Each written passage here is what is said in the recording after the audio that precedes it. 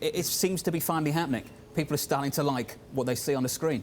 Well, that's right. I mean, and that is a characteristic of sort of the late part of a bull market. I mean, bull markets always start in deepest pessimism and end up with unreasonable euphoria. Yeah. And we're certainly much closer to the unreasonable euphoria part of it than the unreasonable pessimism. Do you see signs increasingly so of retail getting more enthusiastic about this market as well? Yeah, I do. I mean, I think you can see it indirectly in things like consumer confidence readings, which are very positive. The economy, of course, is doing very well, but people need to recognize that there's a difference between what the economy is doing and what valuations are valuations are actually justified.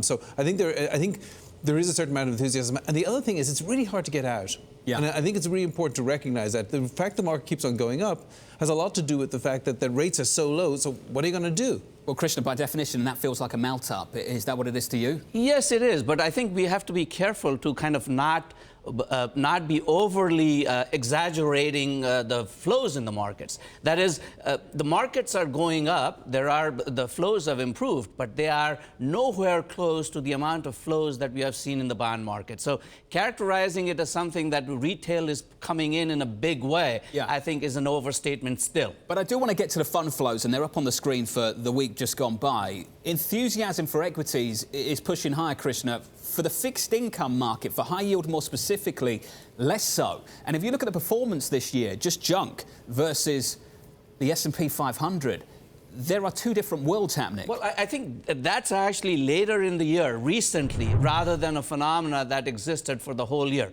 Overall, the flows in the markets really have been focused on fixed income, and they continue to be the case. I think, if nothing else, just from a rebalancing standpoint, we should expect continued inflows into the fixed income market.